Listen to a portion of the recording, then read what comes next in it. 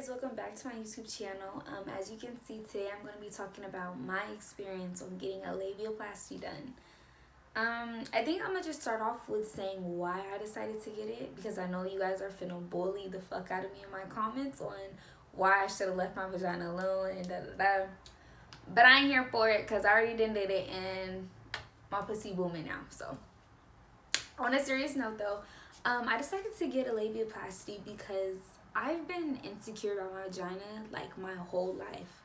I think it started when I was 12, and you know, 12, 13, 14, that's a time where you're very curious and you're just now finding out your gender and you're just kind of finna get ready to explore. So at that time, I just felt like I was different down there in a way. And once I got to high school and got my first boyfriend and I became sexually active, I was still insecure. You know, I'm watching porn, I'm seeing these girls with these perfect vaginas, and I'm looking down like, what the fuck is this? So it was just a lot going on to where I felt like I was different.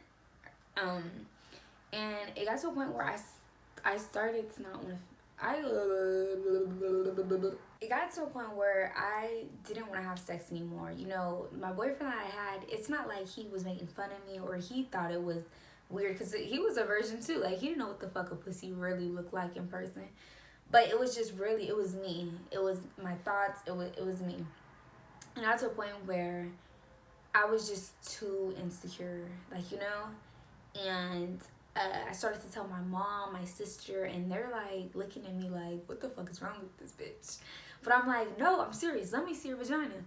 So they be showing me their vaginas, and I'm like, exactly, mine does not look like that. You guys, it looks normal, and I'm over here with this. So they kind of seen what I was talking about, but then again, they were like, you were just born that way. Like, you know, this is the type of thing where you're just like, that's just an insecurity. You know, everyone has insecurities, and that's just yours.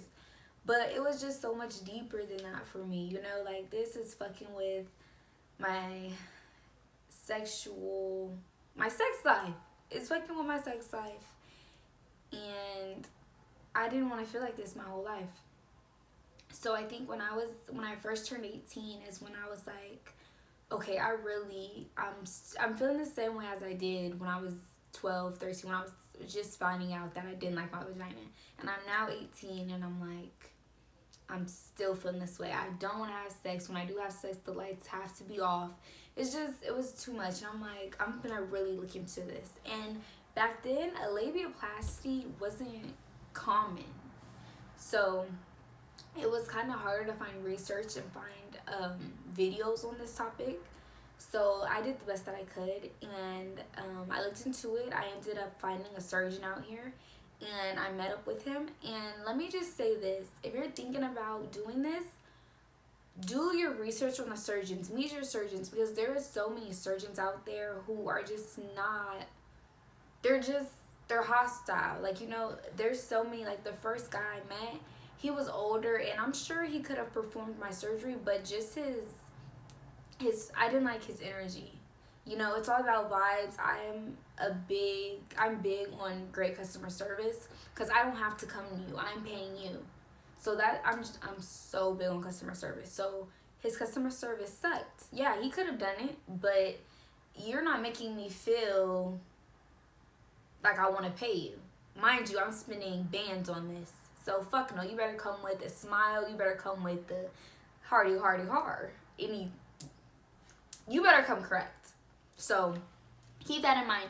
Just because you go to one surgeon, you can go to 5 other ones. It's your money. Find someone you're comfortable with. Find somebody that's, like, you know, wanting to help you. And that's exactly what I found at Changes Plastic Surgery. That's where I went. I'm going to show you guys the folder that they give.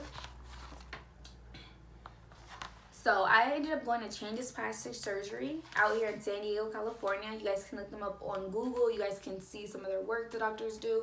The doctor that I went to, name was Dr. Rossi. He's literally the best. Like, everything about him. He's a very good looking man. He's just, his energy, just everything about him was so great. He made me feel so comfortable, and he made me feel like I wanted to pay him. He was just so happy to help. So thinking about going to somebody out here in San Diego, California, Shady's Plastic Surgery, Dr. Rossi. Tell him I sent you. Show him this video. No, but for real, let's go to him. So let's get into the costs that I spent. I ended up spending $5,127. You guys can see it. Basically, I didn't only get a labioplasty done, but once he examined my vagina and he seen like my goal picture, I bring goal pictures so he can know exactly what I want. That's just me, but just to get me as close as I wanted to what I wanted my vagina to look like, I ended up getting a labioplasty on top of a clitoral hood reduction. My God, let me slow down talking. Anyway, I got a labioplasty with the clitoral hood reduction, y'all. So not only did he chop those lips off, but he made the hood of my vagina littler. If that makes sense. There are ways to pay for this. I ended up paying for it all cash because this is something that I've been wanting since I was 12 years old. So there are credit cards that you guys can apply for. That'll help you pay for the cost also. So let me put you guys on with the methods there are for labioplasty. So of course there's the regular scissor method where they just cut off the extra skin that's not wanted. And then they have a laser method. This is a newer method where they just laser it off. So I decided to go with the laser method. I do recommend the laser method over the scissor method because you have to think. When they're cutting, the scissor method may give a zigzag type of vibe, type of feel, as to where laser, I feel like it's cleaner, it's sharper, and I don't know, I just feel like the laser looks better, it's neater to me. But of course it may cost more than the scissor method, but not that much more. This is also a procedure that was and can be taken while you are wide awake. So yes, you guys, I was wide awake. I'll place this little video right here to show you guys a little snippet. But yeah, I was awake. I didn't need no Anastasia. Sorry, I got a notification. It's either Anastasia or Anastasia. It's Anastasia. Anastasia's for my eyebrows. I didn't need none of that to put me to sleep. I was wide awake during this procedure, and I was off 2 perks and some other pill. I can't remember. But yeah, so you're wide awake, you're off 2 perks, and on top of that, while they're doing the procedure, they put numbing cream to just numb you all the way down there. So you couldn't feel anything. On top of that, you're high as shit. So if you're scared or you're nervous, you're gonna feel something, you're not. I didn't feel anything. I was just wide awake with my legs cocked back, and I'm just talking. He told me that I was talking so much because, mind you, I don't smoke, you guys. So for me to just be off 2 perks, I'm high as fuck. So he was like, I was just talking so much, and then he looked up and I was just knocked out. So to be honest, I fell asleep. But the procedure was really quick. I think it was only about 2 hours. Or even less than that. I don't really remember. But yeah, so you guys can do it while you're wide awake. It's so simple. It's like the easiest cosmetic surgery ever. Let's talk about the healing process. To be honest, there wasn't one. Like, literally, I thought I was going to be in so much pain. It was going to hurt to be down there. I thought so much stuff, and it was none of that, you guys. The medication he prescribed me was some more perks and more antibiotic pills, and I think one was for nausea. So the first day, you know, it was a little bit hard to walk. They have a sleeping position that you must sleep in. You can't sleep. I think I couldn't sleep. I definitely couldn't sleep on my stomach. I think I had to sleep just regular, like, back or whatever. Oh, and I had to have a pillow under my butt. My vagina couldn't be touching anything.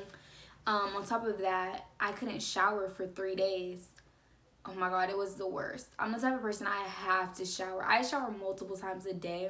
So for somebody to tell me I can't shower for 3 days, I felt so gross. Like, I sent him a picture of my vagina and I was like, look at this. And he was like, it's because you haven't showered, Aria. Like, you look fine. I'm like, oh, okay. Good shit. That shit would look nasty. But couldn't shower for 3 days. Honestly, it was no pain. I was just on perks all the time. So I was either sleep or eating or sleep. I slept though, you know. There really wasn't no healing process though,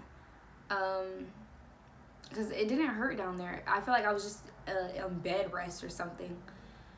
Let me see.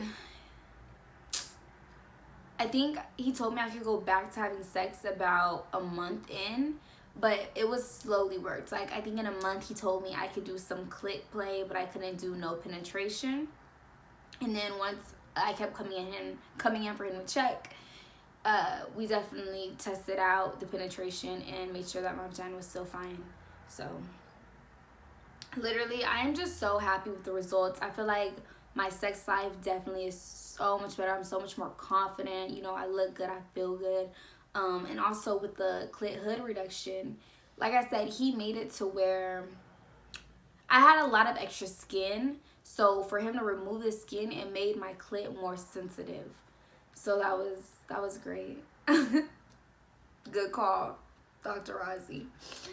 So yeah, so really, you guys, I feel like if you're thinking about getting it, do it. Like, you will not regret it. I am so happy. I'm so comfortable. Like, you guys don't understand. This definitely changed my life, and I do not regret it. Anybody thinking about doing it, don't think you're the only one. I always thought I was the only one. I thought I was the only one who was insecure down there. You guys, literally, anybody I had sex with, I would never let them eat me out because I was scared that they would see my vagina and be like, ew, like, what the fuck is this? Because it's like, you know, I'm a pretty girl, so my vagina has to be pretty too. So when they got down there and they would see all these extra meats and shit, I'm sure they would be like, what the fuck? I'm probably over exaggerating, but it was some extra meat. Like, my sister, whenever me and her would get into it, she would call me pastrami wami. And like, that really hurt my feelings. To this day, it does. And because she knew I was insecure down there, so why would you call me pastrami wami? I told my mom on her, I don't even give a fuck. Yeah, I snitched on that bitch. Because what are you calling me that for? You know that's going to hurt my feelings. So she got in trouble, but anyway, don't let nobody call you pastrami wami, you guys. Even if you don't get it and you're still insecure, honestly, I'm not even finna front. I'm not finna say, love yourself, love your body, because I tried it. I tried to love myself. I would pray to God that I would love my vagina and I don't have to spend a fucking $5,000 on it. But it didn't work, you know? So sometimes you need that work to be done, you know? You need it. So I'm not finna say, don't get it. Get that shit, bitch. Because you finna feel so good after. Because I feel so great. Like, I really feel like I could bust it wide open somewhere. But I'm not. I'm still a classy bitch. But yeah, you guys, I hope you guys enjoyed my video. If you have any questions or comments, just leave them in. Don't forget to subscribe and follow me on Instagram. And give me a thumbs up if you guys enjoyed this video. Bye, y'all.